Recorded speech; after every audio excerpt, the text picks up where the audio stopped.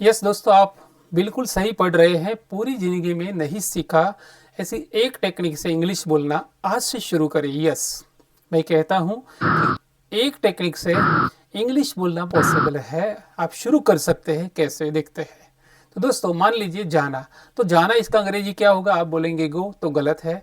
आना इसका अंग्रेजी कम, ये भी गलत है। बोलना इसका अंग्रेजी स्पीक, ये भी गलत है। और पढ़ना उसका अंग्रेजी रीड, ये भी गलत है। अब दूसरा तरीका देखते हैं, दूसरे तरीके से समझते हैं। मान लीजिए मैं आपको कहता हूँ गो, तो इसका मतलब क्या होगा? आप बोलेंगे जाना, तो ये गलत है। मैं कहता हूँ कम, तो इसका मतलब क्या होगा हिंदी में? आप बोलेंगे आना, तो ये भी गलत है। और स्पीक इसका मतलब बोलना, ये भी गलत है। रीड इसका मतलब पढ़ना, ये भी गलत है। अब आपके मन में ये सवाल होगा कि सर सही आंसर क्या है? तो दोस्तों सही आंसर जानने के लिए ये पूरा वीडियो आप ध्यान से देखिए। मैं आपको भरोसा दिलाता हूँ दोस्तों, जब वीडियो पूरा होगा आप बोलेंगे क्या बात है, बढ़िया sir. Yes, so let's continue. तो दोस्तों एक सवाल मैं आपसे करना चाहता हूँ। मेरा सवाल यह है कि इतनी मेहनत और कोशिश करने के बाद भी आप अंग्रेजी लिखना और बोलना नहीं सीख पाए, क्यों? तो इसका जो जवाब है आप जान के खुश हो जाएंगे। दोस्तों इसमें आपकी कोई गलती नहीं है। मैं फिर से आपको कहता हूँ कि इतनी मेहनत आपने की, आप स्कूल में पढ़े होंगे, कॉलेज में भी शायद पढ़े होंगे, ट्यूशन क्लासेस में, कोचिंग क्लासेस में गए होंगे, फिर भी आपको अच्छी तरह इंग्लिश बोलना और लिखना और समझना भी नहीं आया, क्योंकि इसमें आपकी गलती नहीं है, क्योंकि तरीका गलत था। आप गलत नहीं थे, आप गलत नहीं है, तरीका गलत था। अब एक और सवाल, अब सवाल यह होगा कि सही तरीका क्या है? तो दोस्तों सही तरीका सिखाने से पहले let me introduce my self, मैं मेरे बारे में बताता हूँ। तो दोस्तों मेरा नाम नरेश प्रजापति है और मैं एक मेमोरी ट्रेनर हूँ। मैं पिछले 28 सालों से अहमदाबाद में स्पोकन इंग्लिश की एकेडमी चला रहा हूँ और मैंने अभी तक 5 लाख से ज़्यादा लोगों को डायरेक्टली इनडायरेक्टली इंग्लिश सिखाया है। अंग्रेजी सीखने के लिए मेरी एकेडमी में दोस्तों आज भी CA, CS, doctors, engineers, advocates, principles, teachers, businessman, working professionals, housewife इत्यादि आते हैं। मेरे स्टूडेंट की एज की बात करूँ तो दोस्तों 10 साल से लेकर 72 साल तक की उम्र के लोग मेरी एकेडमी में इंग्लिश सीखने आते हैं और मैं इंग्लिश नहीं, मेमोटेक इंग्लिश पढ़ाता हूँ। तो दोस्तों Memotech English means English speaking with memory techniques. Memory technique से इंग्लिश सिखाने का एक वीडियो मेरी यूट्यूब चैनल पर 32 लाख लोगों ने देखा है दोस्तों। और मैं एक कॉरपोरेट ट्रेनर भी हूँ। मैं बहुत सारे स्कूल्स, यूनिवर्सिटीज़, कॉलेज में मेरे आइडियाज़ शेयर करने के लिए जाता हूँ, मुझे इनवाइट किया गया है। दोस्तों आजकल लोगों की याद शक्ति कमज़ोर हो गई है, पहले जितना याद नहीं रहता, और इसलिए मैंने सोचा कि क्यों ना एक ऐसी टेक्निक डेवलप की जाए जिससे किसी भी उम्र का व्यक्ति आसानी से अंग्रेजी सीख पाए और वह जो भी सीखे वो उसे याद भी रह जाए। और इसलिए मैंने एक खास कोर्स बनाया है जिसका नाम है इंग्लिश शेपर। मेरा ये कोर्स इंडिया में और दुनिया के अलग अलग देशों में 10,000 से ज़्यादा लोगों ने खरीदा है, अपनी इंग्लिश इंप्रूव की है। दोस्तों मैंने टेंसेस पर एक किताब लिखी है और ये जो किताब बुक है वो बेस्ट सेलर बन गई है। तो दोस्तों इतना सब पढ़ाने के बाद, इतने लोगों को पढ़ाने के बाद एक चीज़ मैंने नोटिस की है। क्या नोटिस की है? कि भाई राइट मेथड हो, तरीका सही हो तो हम आसानी से अंग्रेजी सीख सकते हैं। अब देखते हैं कैसे।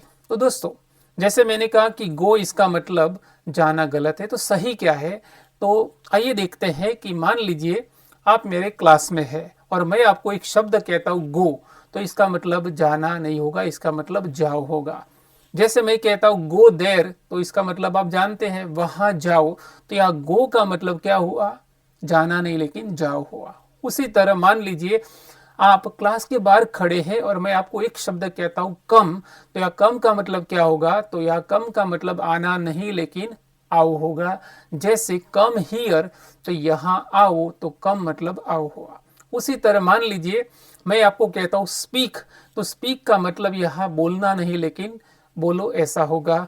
जैसे कि स्पीक इन इंग्लिश मतलब अंग्रेजी में बोलो। और उसी तरह दोस्तों स्पीक मतलब क्या हुआ? बोलो। और उसी तरह मान लीजिए कि मैंने बोर्ड पे कुछ लिखा है और मैं आपको कहता हूँ रीड, तो इसका मतलब पढ़ना नहीं लेकिन पढ़ो होगा। जैसे कि रीड दिस मतलब यह पढ़ो, तो रीड मतलब क्या हुआ? पढ़ो। अब आपका सवाल ये होना चाहिए कि सर गो मतलब तो जाओ ऐसा हो गया, गो मतलब जाओ, ये हम समझ गए, राइट। लेकिन जाना इसका अंग्रेजी क्या होगा, तो उसके लिए एक टेक्निक सीखते हैं और वो टेक्निक का नाम है, यस, ना ने नी टेक्निक।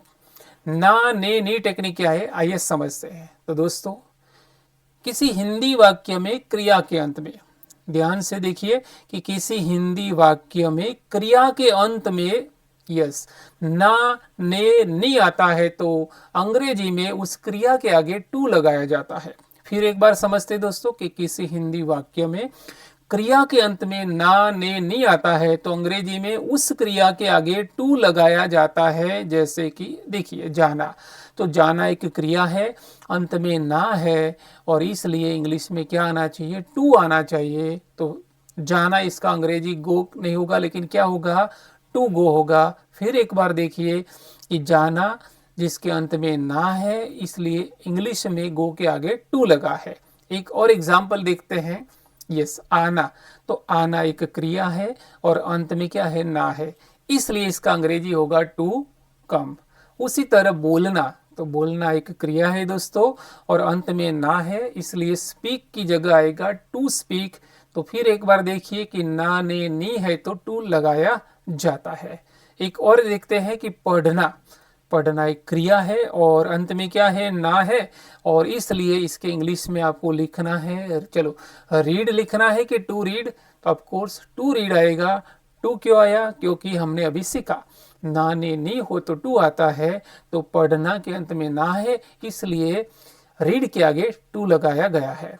अब आपका सवाल होगा कि सर, क्या यह टेक्निक से हम अंग्रेजी में वाक्य बना सकते हैं, और आपके लिए गुड न्यूज़ है दोस्तों, आंसर इज यस, बना सकते हैं। कैसे, तो देखते हैं कि भाई क्रिया के अंत में क्या आना चाहिए, ना ने नी, तो अंग्रेजी जब करे तो टू लगाना है। जैसे कि यहाँ देखिए जाना, मैं जाना चाहता हूं, तो जाना एक क्रिया है, अंत में ना है, इसलिए जाना का अंग्रेजी टू गो होगा, और मैं जाना चाहता हूं इसका अंग्रेजी I want to go, I want to go होगा। फिर से देखिए कि यहाँ जाना, इसलिए क्या लगा है, गो के आगे टू। अब आपका सवाल ये होगा कि सर ये वांट कहाँ से आया, ये आई कहाँ से आया, तो उसकी चिंता अभी मत करें, मैं एक और वीडियो आपके लिए बनाऊंगा और डिटेल में समझाऊंगा। अभी केवल हमारा ध्यान इस पर रहना चाहिए कि भी क्रिया के अंत में ना ने नहीं आता है तो अंग्रेजी में टू लगता है। और अब आगे देखते हैं, मैं आना चाहता हूं, ओके, तो यह आना एक क्रिया है, अंत में ना है, इसलिए इंग्लिश में टू कम आएगा, और मैं आना चाहता हूं तो आई वॉन्ट टू कम, क्या होगा, आई वॉन्ट टू कम। फिर एक बार ध्यान से देखिए, आना तो ये ना है, इसलिए कम के आगे टू लगा है। और एग्जाम्पल्स देखते हैं दोस्तों, मैं बोलना चाहता हूं, तो बोलना एक क्रिया है, इसलिए टू स्पीक आएगा, और मैं बोलना चाहता हूं तो इंग्लिश में आई वॉन्ट टू स्पीक। तो फिर एक बार बोलना, इसलिए टू स्पीक है दोस्तों। और मैं अंग्रेजी सीखना चाहता हूँ, आप भी सीखना चाहते होंगे, तो मैं अंग्रेजी सीखना चाहता हूँ, सीखना एक क्रिया है, अंत में ना है, इसलिए टू लर्न, और मैं अंग्रेजी सीखना चाहता हूँ, I want to learn English. और एक एग्जाम्पल देखते हैं दोस्तों कि मैं केले खाना चाहता हूँ, अकेले नहीं, केले खाना चाहता हूँ, तो खाना एक क्रिया है, इसलिए अंग्रेजी में टू ईट आएगा। और मैं केले खाना चाहता हूं तो I want to eat bananas. फिर एक बार मैं कहता हूं दोस्तों कि आपको अभी ये नहीं सोचना है कि आई कैसे आया, वॉन्ट कैसे आया, है ना, ये सारी चीजें मैं समझाऊंगा। अभी हमारा ध्यान केवल ना ने नी बराबर टू, ऐसे याद रखना है। नेक्स्ट, अब आपका सवाल ये होगा कि सर मान लीजिए कि किसी हिंदी वाक्य में एक से ज्यादा बार, किसी हिंदी वाक्य में एक से ज्यादा बार क्रिया हो तो यह टेक्निक काम करेगी, and the answer is yes, काम करेगी। कैसे, देखते हैं कि क्रिया के अंत में क्या होना चाहिए, ना ने नी, तो क्या लगना चाहिए, टू। जैसे मैं खाने जाना चाहता हूँ, तो यह देखिए जाना और खाने, हाँ, तो ना है जाना इसलिए टू गो आएगा, और खाने के लिए ने है इसलिए टू, तो टू ईट आएगा। और देख सकते हैं खाना और, है ना, जाना दोनों, राइट, तो खा जाना तो टू गो और खाने के लिए टू ईट आएगा। फाइनली क्या होगा, तो I want to go to eat. फिर एक बार देखिए, क्या जाना इसलिए क्या आ गया, गो के आगे टू आया, और खाने तो ने मतलब क्या आ गया, ईट के आगे टू। इंटरेस्टिंग।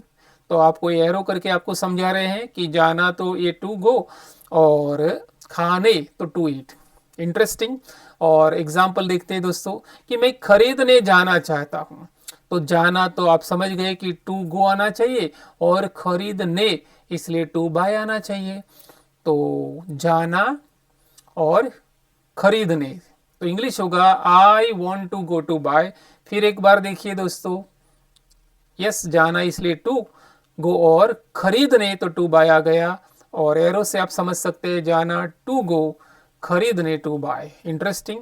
और एक एग्जांपल देखते हैं कि मैं मूवी देखने जाना चाहता हूं, तो हमने सीखा ना ने नी हो तो टू लगाना है, तो जाना तो टू गो आएगा और देखने तो टू वॉच आएगा। जाना यानी यहाँ ने है बराबर, तो इंग्लिश क्या होगा, I want to go to watch a film. आप कनेक्शन कर सकते हैं, इजीली समझ सकते हैं। इंटरेस्टिंग। अब आपका सवाल ये होगा कि सर ये पहले टू गो क्यों आया, फिर बाद में टू वॉच क्यों आया, इसको आगे पीछे क्या कर सकते हैं। तो मैंने कहा कि आपके लिए मैं दूसरा वीडियो बनाने वाला हूं और उसमें डिटेल में समझेंगे। अभी हमें केवल क्या ध्यान में रखना है कि ना ने नी हो तो टू लगाना है क्रिया के आगे, वर्ब के आगे। अब जस्ट इमेजिन दोस्तों कि एक टेक्निक से कितनी आसानी से अंग्रेजी में वाक्य बनाना आ गया। इंटरेस्टिंग। तो दोस्तों तरीका सही हो तो हम बड़ी आसानी से और जल्दी अंग्रेजी सीख सकते हैं। और दोस्तों क्या आप बड़ी आसानी से अंग्रेजी सीखना चाहते हैं और वो भी बहुत कम समय में? इसके लिए क्या करना है, हमारी इस चैनल पर आने वाले सारे वीडियोस देखने हैं दोस्तों। एंड यस गाइस, बहुत जल्द ही मैं इसका पार्ट 2 लेके आने वाला हूं। ट्रस्ट मी, एक बार आपने हमारे ये सारे वीडियोस देख लिए तो आपको दुनिया की कोई ताकत, मैं रिपीट करता हूं कि दुनिया की कोई ताकत आपको अंग्रेजी बोलते और लिखने से रोक नहीं सकती। ये हमारा वादा है दोस्तों। एंड यस गाइस, आपको ये वीडियो कैसा लगा वो कमेंट बॉक्स में आप जरूर लिखें और ये वीडियो को लाइक करें। एंड हाँ, आप वीडियो देख रहे हैं मीन्स आप सिंसियर है, तो आप जैसे सिंसियर लोगों के साथ इस वीडियो को ज़्यादा से ज़्यादा शेयर करें। And yes, sharing is caring ऐसा कहा गया है। तो मेरे इस छोटे से प्रयास में मेरा साथ देकर मेरे इस चैनल को सब्सक्राइब ज़रूर करें। यस, और आपके लिए गुड न्यूज़ है। गुड न्यूज़ क्या है, आपको केवल पढ़ना है। यस, गुड न्यूज़ क्या है guys, would you like to improve your English like this? इसी तरह आपको इंग्लिश इंप्रूव करना है तो हमने कोर्स बनाया है इंग्लिश शेपर।